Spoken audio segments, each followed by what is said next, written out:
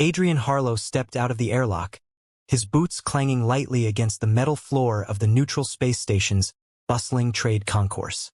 All around him, alien species traded wares, argued over docking fees, and floated holograms advertising everything from exotic foods to long-range star drives.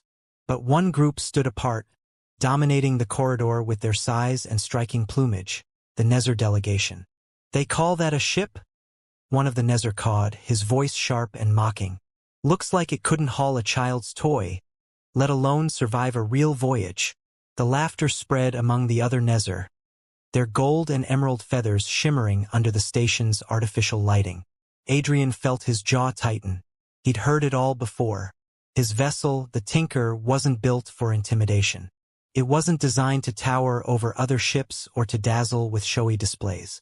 No, the Tinker was small, compact, and efficient, everything Adrian needed to do his job, which today meant starting a conversation with these very same Nezzer. "Can't say I blame them for laughing," a voice murmured beside him. Adrian turned to see Quinn, his longtime navigator and one of the few humans who had stuck with him through thick and thin. Quinn ran a hand through his short, graying hair and smirked. "That thing's not much to look at from the outside. It's what's inside that counts," Adrian said quietly. His gaze drifted back to the Nezzer group, most of them still chuckling among themselves. "Now let's go show them what we can do." As Adrian approached, the laughter began to fade, replaced by a wary curiosity. The Nezzer leader, a tall, broad-shouldered figure named Krethar, cocked his head to the side, his bright yellow eyes narrowing. "And who are you supposed to be?" Krethar asked, his voice a mix of amusement and suspicion. "Captain Adrian Harlow, representing the United Human Alliance," Adrian replied. He kept his tone steady, neutral. "This is my navigator, Quinn Sato." Krethar glanced at Quinn, then back at Adrian. "A captain, you say? Of that tiny craft?" Adrian smiled faintly. "It's small, yes, but it gets the job done." "Gets the job done," Krethar repeated, his beak-like mouth curling in something akin to a grin. "I'll give you credit for having guts, human. But why are you here? You're not seriously proposing we take you into our talks, are you?" "That's exactly why I'm here," Adrian said firmly. "There's no point in squabbling over territory and resources when we could work together. I believe we can find a way to avoid unnecessary conflict, if you're willing to listen." Krethar exchanged glances with another Nezzer, a leaner figure who looked skeptical. "Listen to what?" "A lecture about how we should all hold hands and sing songs of unity." "No," Adrian said. "Just an honest discussion. Your people are strong, resourceful. Ours are innovative and determined. Think of what we could achieve if we combined our strengths instead of wasting them in endless disputes." The Nezzer leader made a low, rumbling sound that might have been a laugh. "And you expect us to trust a man who shows up in a ship the size of an escape pod?" "You're not trusting the ship," Quinn interjected, his voice calm but steady. "You're trusting us. We came here with no weapons drawn, no fleet in tow. That should mean something." Krethar considered them for a long moment. Behind him, the Nezzer delegation began muttering to one another in their own language. Adrian couldn't catch most of the words, but the tone was clear, doubt, perhaps even a hint of unease. Finally, Krethar waved a clawed hand, silencing his companions. "Fine," Krethar said. "We'll hear you out. But if you waste our time, don't think for a moment we'll take you seriously again." Adrian nodded. "Fair enough. I'll meet you at the negotiation hall tomorrow morning. Until then, Captain Krethar." Krethar's eyes narrowed. "I didn't say you could call me Captain. Then what should I call you?" "Just Krethar," he said, turning away. "Don't keep us waiting, human." As the Nezzer walked off, Adrian let out a slow breath. "Well, that could have gone worse. Could have gone better too," Quinn said. He patted Adrian's shoulder and nodded toward the Tinker's docked position. "Let's get back to the ship. We've got a long night ahead if we're going to make this work." Adrian nodded, already running through strategies in his mind. The Nezzer weren't going to make it easy, but that wasn't why he'd come. He wasn't here for easy. He was here to make a difference, no matter how small his ship might seem. Chapter 2. A Spark Among the Stars. Adrian stared at the dim glow of the Tinker's control panel as the ship hummed softly around him. They had docked again at the station's less trafficked hangar, choosing a quieter spot away from the mocking Nezer. He rubbed his temples, lost in thought, until Quinn appeared at his side. "Thinking too hard again?" Quinn asked, his voice laced with dry humor. "You'll hurt yourself at this rate." "I'm just going over what Krethar said, or didn't say," Adrian replied. He glanced at the glowing console and sighed. "They're not convinced, but they're also not dismissing us outright. That's a start." Quinn crossed his arms and leaned against the panel. "You're giving them too much credit. Krethar probably agreed to talk just to get a closer look at us. They'll measure our weaknesses before deciding how to crush us." "Thanks for the vote of confidence," Adrian said, smirking. "I'm just saying we should be prepared for anything. I mean, these are Nezer. They don't do anything without a reason. And they sure don't like being told they might not be the biggest, baddest thing out there." Before Adrian could respond, a soft chime signaled an incoming message. He reached for the console and accepted the transmission. A holographic figure appeared. A Nezer officer, shorter than Krethar but with a commanding presence. The feathers around her head glimmered faintly blue, and her golden eyes locked onto Adrian. "You are Adrian Harlow?" the Nezer asked. Her voice was sharp but less overtly hostile than Krethar's. "I am." "Who's asking?" Adrian said, keeping his tone neutral. "My name is Sci-fi. I serve as a data intelligence officer under the Nezer High Command." She paused, then added, unofficially, "I am also curious about humans." "Curious, huh?" Quinn interjected, raising an eyebrow. "Not sure we're the most fascinating species you've run into." "Not fascinating," Sci-fi corrected, "but different. My people have encountered many civilizations, but humans are unexpected. You do not follow the usual patterns. That makes you a potential threat, but also a potential ally." Adrian glanced at Quinn, then back at the hologram. "What do you want, Sci-fi?" "Your cooperation," she said simply. "I believe that the current course of our negotiations will fail. Krethar and the others will not agree to your terms, no matter how logical they seem. However, there are individuals among the Nezer who see value in alternative approaches." "You mean people like you?" Adrian said. Sci-fi's feathers rippled slightly. "Exactly. I have information that could change the nature of these talks. But I need to know if I can trust you." Adrian leaned forward. "What kind of information?" "Let's say that not every Nezer faction is on the same page regarding humans. Some believe in maintaining the status quo while others, more aggressive groups, have plans that could endanger your species. If you are willing to work with me, I can help you navigate these complexities." "Sounds like you're asking us to pick sides," Quinn said, his tone skeptical. "I'm asking you to survive," Sci-fi replied, "and perhaps to ensure we both have a future." Adrian studied her expression, or what he could interpret as an expression, before nodding. "All right, Sci-fi, let's talk." The three of them met in a small conference room aboard the station, away from prying eyes. Sci-fi had arrived without an escort, a sign that she was acting without official approval. She carried a sleek data tablet, which she set on the table between them. "These files contain communications between certain Nezer factions," Sci-fi began. "You'll see that not everyone supports Krethar's position. Some are pushing for a confrontation with your species, citing our superiority as justification." Adrian scrolled through the data, his face grim. "This is worse than I thought." "Exactly," Sci-fi said.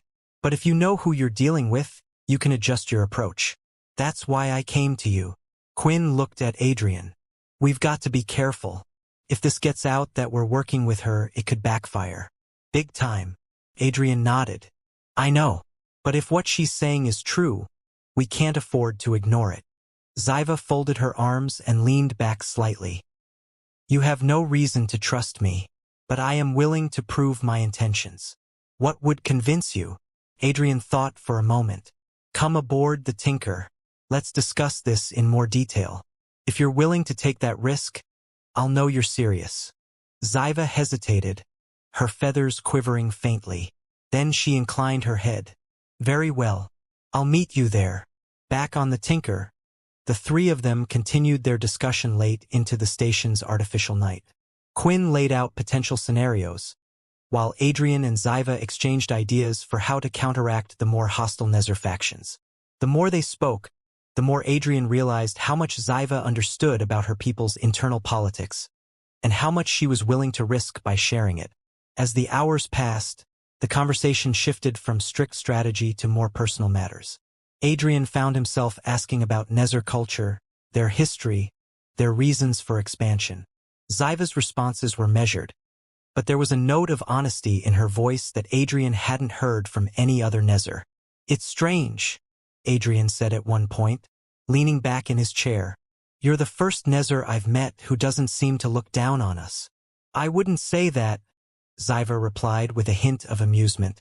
I do find your kind perplexing, but that isn't the same as disdain. Quinn smirked. We'll take that as a compliment. Sci-fi's feathers rippled again in what might have been a Nether laugh. You should. By the time they finally called it a night, Adrian felt something he hadn't felt in a long time, hope. Not because of a grand gesture or a dramatic shift in their situation, but because of a single Nether officer who was willing to take a chance on them. It was a small spark, but it was enough. Chapter 3, The Shadow of Conflict. The Tinker drifted in the station's docking bay, quiet save for the hum of its life support systems and the occasional click of Quinn's tools. Adrian stood in the cramped common area, studying a holomap of the sector, his brow furrowed. Across from him, Quinn set down a plasma torch and wiped his hands on a rag. You look like you're solving some great galactic mystery, Quinn remarked, leaning against a bulkhead. I might be, Adrian replied. He zoomed in on a cluster of systems near the Nether border. Sci-fi's data mentioned unusual fleet movements near here. If they're massing forces, we could be looking at something big. Quinn shook his head. And here I thought we were just supposed to talk them out of being jerks. This is sounding more and more like a setup. It's not a setup, Adrian said. It's factions. Politics. Sci-fi's risking a lot to share this with us, and we need to make the most of it. Sure, Quinn said, crossing his arms. But you trust her? Completely? Adrian hesitated. I trust her enough. She's going against her own people to help us. That counts for something. Quinn snorted. Counts for something until it doesn't. Don't forget what we're dealing with here. Giant bird people who think we're about as important as a broken NAV beacon. Before Adrian could respond, the comm system chirped. Sci-fi's voice came through, clear and composed. Captain Harlow, I've secured additional information. May I come aboard? Adrian glanced at Quinn. Bring her in. Let's see what she's got. Sci-fi arrived moments later, stepping into the Tinker's small common area with her usual cool confidence. She carried a sleek data pad and handed it to Adrian without preamble. These transmissions were intercepted by my sources, Sci-fi said. They confirm a buildup of ships near the Threxer Nebula. If this continues, it won't be long before they're in position to strike at your colonies. Quinn leaned over Adrian's shoulder to peer at the data. That's a lot of ships, he muttered. They're not just posturing. Adrian scanned the files, his frown deepening. Why would they need this many ships? What's their endgame? Certain factions believe humanity is a threat to our expansion, Sci-fi explained. They argue that if we do not neutralize you now, you will eventually grow strong enough to challenge us. And what about the other factions? Adrian asked. The ones who aren't looking for a fight? They are fewer, but they exist, Sci-fi said. They understand the value of cooperation. I am one of them. That is why I have brought you this information. We must expose the Warhawks before they can carry out their plans. Quinn arched a brow. Expose them how? It's not like we can just send a memo to their entire fleet saying, hey, stop that. Not directly, Sci-fi admitted. But if you could show the right Nether leaders that humanity is not the enemy they fear, it might sway them. Perhaps even prevent this fleet from mobilizing. Adrian tapped the data pad against his palm, thinking, that's easier said than done. If we confront the wrong people, it could backfire. Then we must choose carefully, Sci-Fi said. Her golden eyes met Adrian's. You have a gift for persuasion, Captain. Use it. Hours later, the three of them were still gathered around the holomap, debating their next move. The air in the Tinker felt heavier as the gravity of the situation sank in. Quinn paced back and forth, occasionally gesturing toward the map as he voiced his concerns. So, let me get this straight, Quinn said. We're supposed to find some sympathetic Nether bigwig, show them this evidence, and hope they're willing to put their neck on the line? That's the idea, Adrian replied. And if they don't buy it? Quinn pressed. What then? We find someone else, Adrian said, his tone steady. We keep trying until we succeed. Ziva watched the two men, her feathers rippling faintly. You do not lack determination, Captain. That is something I admire about your kind. Quinn shot her a look. Nice of you to say, but determination won't mean much if we walk into a trap. It won't come to that, Adrian said firmly. We'll be careful. Careful doesn't always cut it, Quinn muttered. Adrian placed a hand on Quinn's shoulder. We've been through worse, Quinn, and we'll get through this too. Quinn sighed and nodded. All right, I just hope you're right. Ziva stepped closer to the holomap, pointing to a particular system. I suggest starting here. The local commander is known for being pragmatic. If anyone might listen to reason, it's her. Adrian studied the map. That's a good lead. Let's make it happen. By the time they wrapped up their discussion, the station's lights had dimmed to simulate night. Ziva excused herself, leaving Adrian and Quinn alone in the common area. Quinn sank into a chair, rubbing his eyes. This is turning into something way bigger than we signed up for, he said. It always does, Adrian replied with a tired smile. But that's why we're here. Quinn gave a half-hearted chuckle. You're too stubborn for your own good. You know that? I've been told, Adrian said. He looked at the map one last time before shutting it off. Get some rest, Quinn. We've got a lot of work ahead. As Quinn headed to his bunk, Adrian remained at the table, staring at the now-dark holomap. He thought about Ziva's courage, the risks she was taking, and the slim chance they had to prevent a disaster. It wasn't much, but it was enough to keep him going. Chapter 4. The Unexpected Alliance. Adrian Harlow stood on the Tinker's cramped bridge, arms crossed, staring out at the shifting colors of the nebula beyond the viewport. The glow of plasma storms in the distance reminded him how fragile their situation was. They were heading straight into Nether space, relying on the thinnest of threads. The word of Ziva, a Nether officer whose motives he had to trust. Quinn, sitting at the helm, let out a low whistle as he plotted the next course adjustment. Don't see that every day, Quinn muttered. Focus, Adrian said. We're not sightseeing. Could have fooled me. Quinn shot back, grinning. So we're just waltzing into their turf? No backup, no plan B. We have a plan B, Adrian replied. Oh good. I was worried you'd leave that out. Adrian turned to Ziva, who was standing at the navigation console. Her tall, avian frame seemed even more alien against the compact, utilitarian human ship. Her feathers shifted with her movements, shimmering faintly under the dim bridge lights. She glanced at Quinn, then back at Adrian. Your navigator's concerns are not unwarranted, Ziva said. The commander we're approaching, Zale, is not known for her kindness. She is pragmatic, yes, but she also values strength above all. She will not be easy to convince.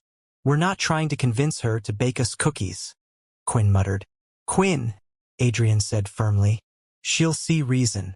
We just need to show her that her people are being manipulated into something they don't need to do. Ziva inclined her head. And if she does not believe you, then we keep trying, Adrian said. But let's not start with worst-case scenarios. Let's focus on what we can control. Quinn groaned. You sound like you're writing a leadership manual. Don't start handing out brochures. Adrian smirked. I'll keep that in mind. The Tinker docked at a Nether outpost on the edge of the contested zone. It was a floating fortress of sharp angles and shimmering force fields, with Nether patrol ships gliding through its defensive grid. As Adrian and Quinn stepped into the station's sterile corridor, Ziva led the way, her movements brisk and purposeful. "Remember," Ziva said, turning her head slightly toward Adrian. "Speak plainly. Zale values honesty, even if it's harsh. Do not attempt to flatter her." "Got it," Adrian said. "Plain and harsh." Quinn leaned closer to Adrian. "So, no charm? No good ol' human charm." "Shut up, Quinn," Adrian replied under his breath. They reached a reinforced door, and Ziva stepped forward to input a code. The door slid open to reveal a large chamber with walls of polished metal and a towering figure standing at its center. Zale was a full head taller than Ziva, her plumage a deep, almost iridescent black. Her piercing eyes locked onto Adrian as he entered. "Human," Zale said, her voice low and cold. "You bring this to my station?" She gestured at Ziva, who remained still and calm. "Commander Zale," Adrian began, "I'm here because you need to know the truth about what's happening." "Truth?" Zale repeated, her head tilting slightly. "I see no reason to entertain the ramblings of a species so new to the stars. Why should I waste my time? Because if you don't, your people will be dragged into a war they don't need," Adrian said firmly. He stepped forward, ignoring Quinn's quiet grunt of protest. "The faction's pushing F," said. "His information is accurate. I've verified it myself. The fleet movements near the Threxer Nebula are not defensive postures. They are preemptive, meant to provoke." Zale's feathers shifted, her tone turning sharp. "And you waited until now to bring this to me?" Ziva stood her ground. "I needed confirmation before I could act. Now we have it.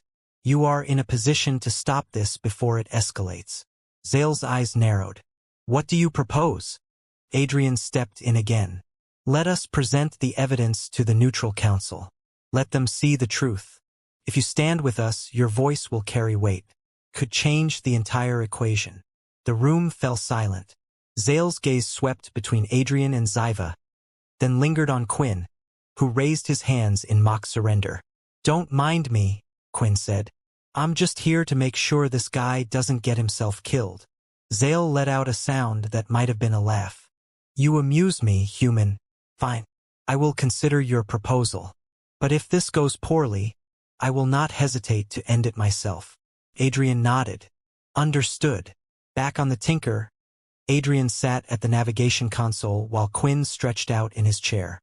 "Well, that went better than expected," Quinn said. "She didn't try to kill us on sight." "It's a start," Adrian said, his fingers tapping the console absently. Ziva stood by the viewport, her gaze on the stars. "Zale is a cautious ally, but an ally nonetheless. If we can convince her, we may yet find others willing to listen." Adrian glanced over at her. "We'll make it work. Together." Quinn grinned. "Together. That's what we humans do best, right? Teamwork and all that." Adrian chuckled. "Something like that." As the Tinker prepared to jump to its next destination, Adrian allowed himself a moment of cautious optimism. The road ahead was uncertain, but he knew one thing for sure. He wasn't facing it alone. Chapter 5. A Kiss Amid the Stars. The Tinker's cramped mess hall was quiet except for the hum of the ship's engines and the occasional clink of utensils. Adrian Harlow and Quinn Sato sat across from each other, a sparse meal spread between them. Ziva stood nearby, her feathers catching the faint glow of the overhead light. She was scrolling through a datapad, though Adrian could tell she wasn't focused on it. "Anything new?" Adrian asked, trying to break the silence. Ziva glanced up. "No further communications from Commander Zale's fleet. It appears she is still deliberating on how to proceed." Quinn leaned back in his chair, balancing it on two legs. "Yeah, well, let's hope she makes up her mind before we get too cozy out here. I don't like sitting around waiting for someone else to pull the trigger." "We're not waiting," Adrian said firmly. "We're planning. There's a difference." Quinn raised an eyebrow. "If you say so. Doesn't feel much different from where I'm sitting." "You're always sitting," Adrian shot back, cracking a small grin. He picked up his mug and sipped the lukewarm liquid. "We'll move when we have a clear path. Rushing in now would be stupid. Quinn shrugged. Fair enough. Ziva turned her attention back to the data pad, her feathers shifting in what Adrian had come to recognize as a thoughtful gesture. It is unusual for Zale to delay. She typically acts swiftly. This indecision may indicate a conflict within her command. Conflict how? Adrian asked. Political, Ziva replied. Some of her subordinates may oppose allying with humans, even in secret. If she does not have their full support, she cannot act openly. Adrian leaned forward, resting his elbows on the table. If that's the case, we need to find a way to convince her people that we're not the enemy. What would it take to sway them? Ziva hesitated before responding. The Nezzer value strength and ingenuity. If you can demonstrate both, if you can show them that humanity is not just a threat, but a potential ally, they may reconsider their stance. Great, Quinn muttered. So all we need to do is impress an entire alien fleet. Piece of cake. Adrian ignored him. What kind of demonstration are we talking about? What would they see as strength and ingenuity? Ziva tilted her head, her feathers rippling faintly. I cannot say for certain. The Nezzer measure such qualities differently than humans. But perhaps a tactical maneuver or a display of technological cleverness would suffice. Something that proves we're not just talk, Adrian said, nodding slowly. Exactly, Ziva replied. You will need to show them that humanity is a partner worth having, not a rival to be eliminated. Later, as the ship drifted through the calm void, Adrian found himself in the observation lounge. It wasn't much, just a small viewport and a couple of chairs, but it was the closest thing to peace aboard the Tinker. The stars stretched out before him, endless and unchanging. He wasn't alone. Ziva stood near the viewport, her gaze fixed on the stars. Adrian stepped closer, his boots making soft thuds against the deck plating. Couldn't sleep? He asked. Ziva glanced at him. I find sleep difficult in unfamiliar surroundings. Fair enough, Adrian said, leaning on the bulkhead. It's a long way from Nezzer territory. It is, Ziva replied. She turned her head slightly, her golden eyes meeting his. And yet, it feels less alien than I expected. Adrian raised an eyebrow. How so? You and your crew are unlike others I have encountered, Ziva said. You do not posture. You do not pretend to be more than you are. It is refreshing. Well, we don't have much to posture with, Adrian said, gesturing to the ship around them. But I'll take the compliment. Ziva's feathers rippled softly, and Adrian thought it might have been the Nezzer equivalent of a smile. For a moment, neither spoke. The silence stretched between them, comfortable rather than awkward. Then, without thinking, Adrian stepped closer. Ziva turned to face him fully, her expression unreadable. What is it, Captain Harlow? Adrian, he said quietly. Call me Adrian. Adrian, Ziva repeated, the name sounding unfamiliar on her tongue. She studied him for a moment, then tilted her head. Why do you look at me like that? I'm not sure, Adrian admitted. I guess I'm just trying to figure you out. Ziva's golden eyes held his gaze. Perhaps I am trying to figure you out as well. He wasn't sure what drove him to do it, but he reached out, his hand brushing lightly against the edge of her feathers. Ziva didn't pull away. Instead, she moved closer, the soft glow of the stars framing her silhouette. Adrian felt her hand, or what passed for a hand, rest lightly on his arm. The kiss was hesitant at first, more a question than an answer. But as they stood there, the gap between them closing, it deepened. Adrian wasn't sure what to expect, but the softness of her feathers and the warmth of her presence surprised him. It wasn't just a kiss. It was a bridge, however fragile, between two worlds. When they finally pulled apart, Ziva's gaze was steady. You are full of surprises, Adrian. Not all bad, I hope, he said, his voice barely above a whisper. Not all bad, she agreed. And in that moment, with the stars as their only witnesses, Adrian felt something shift. It wasn't just about alliances or survival anymore. It was something deeper, something that might just change everything. Chapter 6. the key to peace. Adrian Harlow sat in the Tinker's cramped command chair, his hands clasped tightly in front of him. The faint hum of the ship's systems filled the silence as he stared at the NAV console. Quinn Sato, his navigator and longtime friend, stood nearby, his arms crossed. "So, what's the plan, fearless leader?" Quinn asked, his tone light but tinged with concern. "We've got the data. We've got Zale's ear," Adrian said. "Now we just need to present our case to the council." Quinn snorted. "Yeah, sure. Just stroll into the Nether High Council's chamber and say, 'Hey, here's the evidence you're being manipulated.' I'm sure that'll go over well." "It's not about strolling in," Adrian said, shooting Quinn a look. "It's about showing them something they can't ignore." "Like what? A fireworks display?" "Like the truth," Adrian said firmly. "If they see how some of their own people are steering them toward a pointless conflict, they might actually listen." "Big if," Quinn muttered. "And what's to stop the Hawks from shouting us down? You really think one human and a ship that barely fits a crew of 2 is going to sway an empire?" Adrian leaned back in his chair and ran a hand through his hair. "I don't expect it to be easy, Quinn. I just know it's worth trying." Before Quinn could reply, Ziva entered the room, her tall, feathered form moving with calm precision. "The council has agreed to meet you," she said. "Zale's influence has bought you this audience, but it will not last if you cannot prove your case." "Good," Adrian said. "We're ready." Quinn raised an eyebrow. "We are."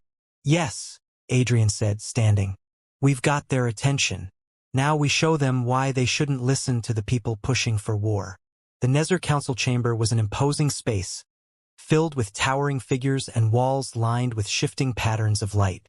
Adrian felt their eyes on him as he stepped forward, flanked by Quinn and Ziva. Zale stood off to the side, her black plumage a stark contrast against the chamber's glow. One of the council members, a tall Nether with silver-tipped feathers, leaned forward. "Human," he said, his voice deep and sharp. "You claim to have evidence of a conspiracy within our ranks. Present it." Adrian took a breath and glanced at Ziva, who gave him a slight nod. He held up a datapad and tapped it, projecting a series of intercepted communications into the air. The text and images hung before the council, clearly showing patterns of covert coordination among certain Nether factions. "These are your own transmissions," Adrian said, keeping his voice steady. "They show a deliberate effort to provoke hostilities. These aren't defensive moves. They're calculated maneuvers to ignite a war." The silver-feathered Nether narrowed his eyes. "You expect us to take the word of a human?" "No," Adrian said. "I expect you to look at your own data and decide for yourselves. This isn't about trusting me. It's about recognizing the danger to your own people. A war you don't need. A war that will cost countless lives." Another counselor, her plumage a brilliant green, clicked her beak. "And what would you suggest, human?" "That we simply trust your motives." "You don't have to trust me," Adrian said. "Trust your own officers. Zale brought me here because she sees the same threat. Ziva risked everything to help me uncover this. They're not doing it for me. They're doing it for you." The chamber fell silent. Quinn shifted his weight beside Adrian, but he stayed quiet, letting Adrian do the talking. The council members glanced at each other, their expressions unreadable. Zale stepped forward. "Captain Harlow speaks the truth," she said.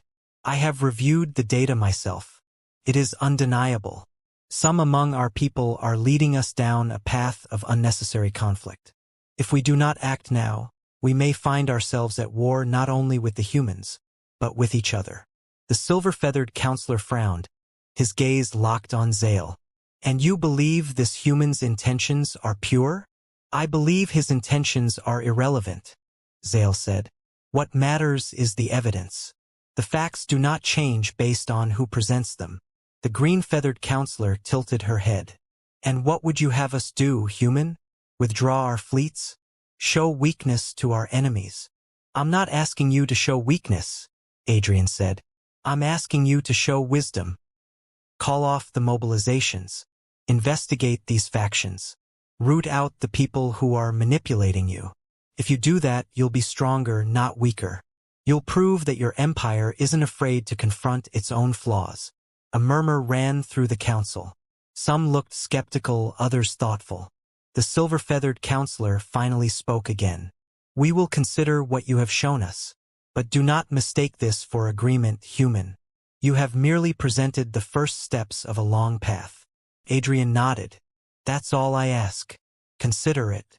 Back on the Tinker, Adrian and Quinn sat in the mess hall, sipping what passed for coffee in their ration packs.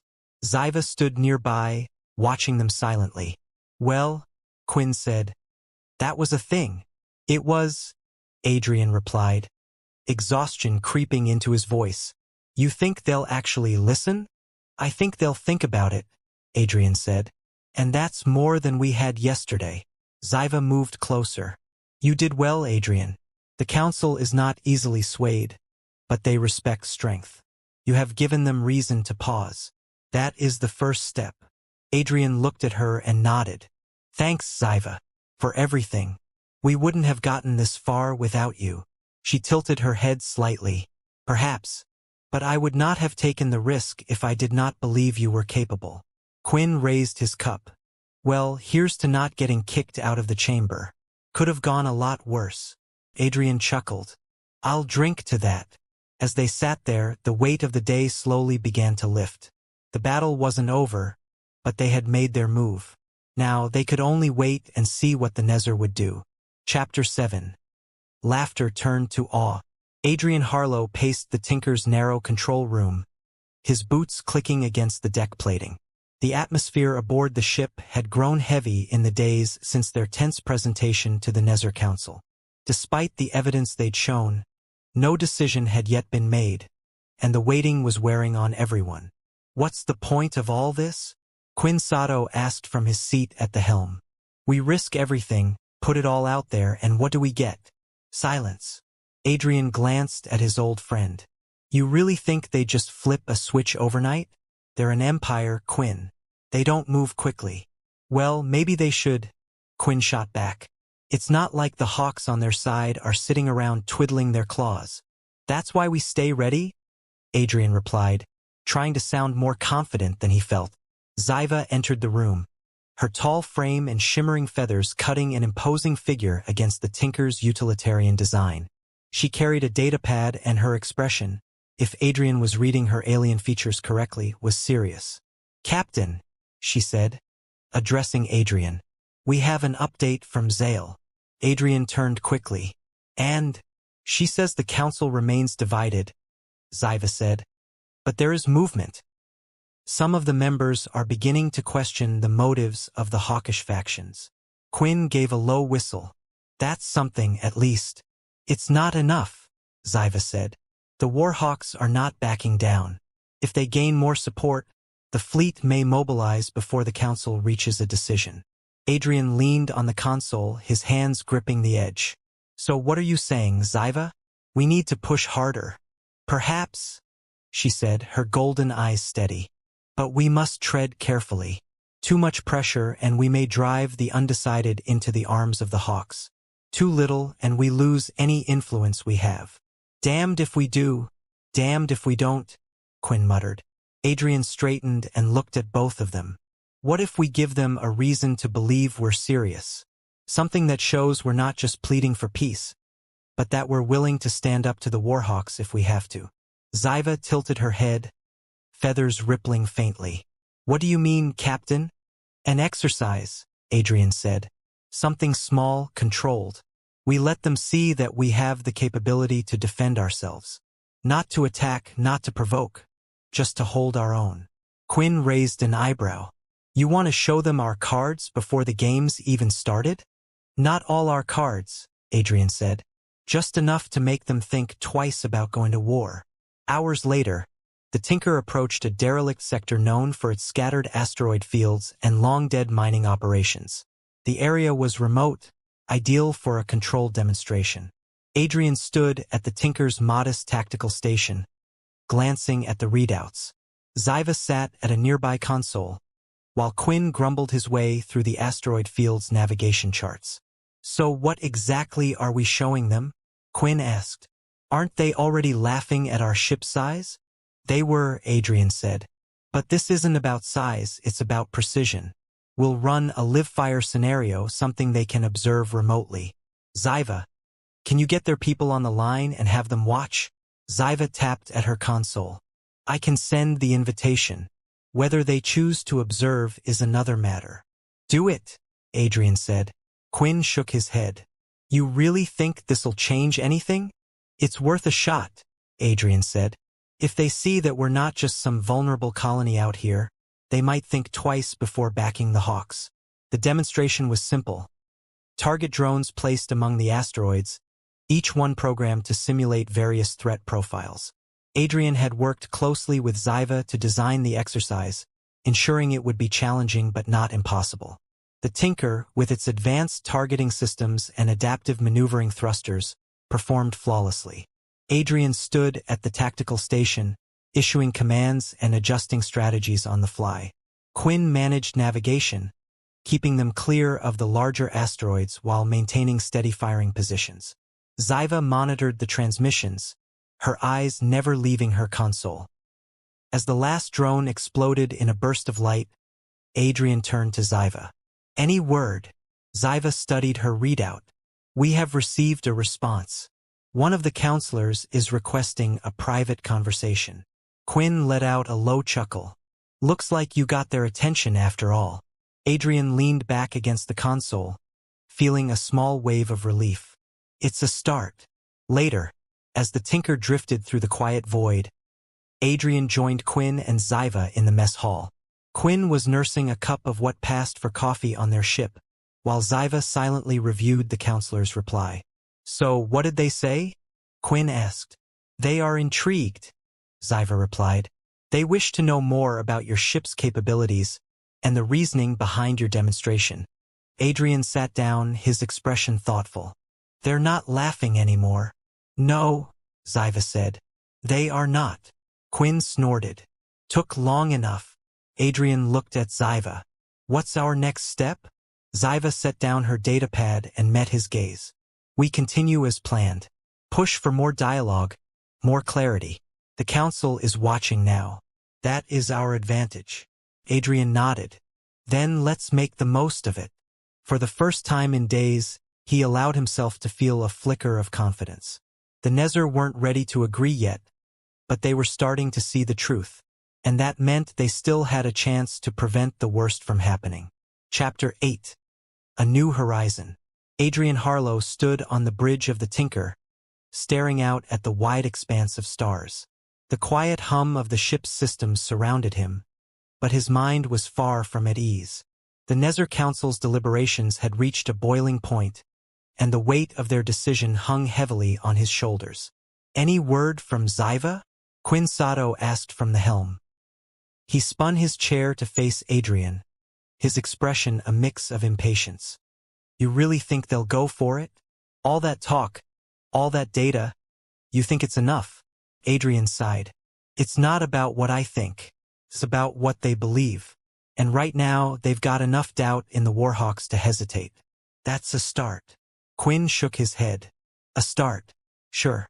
But what happens if they decide we're just blowing smoke? Then we keep going, Adrian said firmly. We find another way. Before Quinn could respond, the comm console chirped. Adrian turned to it quickly and hit the receive button. Xiva's face appeared on the small screen, her feathers reflecting a soft, golden glow. The council has reached a decision, Xiva said without preamble. And?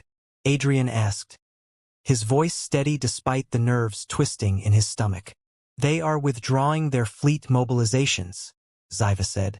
Officially, they will claim it is to reassess defensive strategies. Unofficially, they are investigating the factions you exposed.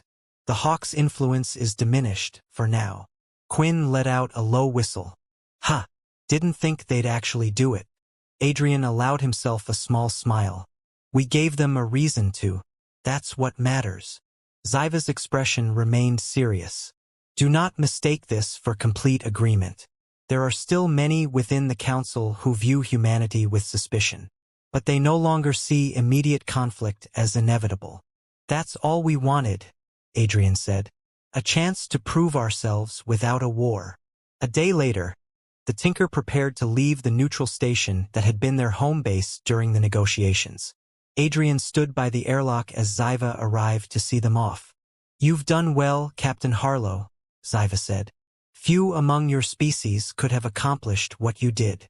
"It wasn't just me," Adrian replied. He gestured toward Quinn, who was busy adjusting the NAV console. "We got through this together." Quinn looked up and grinned. "Don't go giving me too much credit. You're the one who does all the talking." Ziva's feathers rippled faintly, an expression Adrian had come to recognize as amusement. "You are a formidable team, nonetheless. I hope this will not be our last collaboration." "It won't be," Adrian said. "There's still a lot of work to do. We've only started to change their minds. There's a long way to go." Ziva nodded. "I will continue my efforts within the council. With Zale's support, we may yet shift the balance toward lasting peace." Adrian extended a hand, and Ziva hesitated for a moment before taking it. Her grip was firm, her golden eyes steady. "Thank you," Adrian said, "for everything." Ziva released his hand and stepped back. "Good luck, Captain Harlow. May your journey be a safe one." As the Tinker drifted away from the station, Adrian joined Quinn at the helm. "Well," Quinn said, "we didn't get blown up, arrested, or laughed out of the council chamber. I'd say that's a win." Adrian chuckled. "It's a start." Quinn glanced at him. "So what now? Back to the colonies?" "Check in with command." "Eventually," Adrian said, "but I'd like to do some exploring first. See what's out there beyond all the politics and fighting." Quinn raised an eyebrow. "You? The guy who never takes a break?" "Maybe it's time I learned how," Adrian replied. He leaned back in his chair, the stars stretching out before them. "All right, Captain," Quinn said, adjusting the ship's course. "Let's see where the stars take us." As the Tinker slipped into the vast expanse of space, Adrian felt a small flicker of optimism. The Warhawks were on their back foot, and the Nether Council was beginning to see another way forward. It wasn't a perfect solution, but it was a start. And for now, that was enough.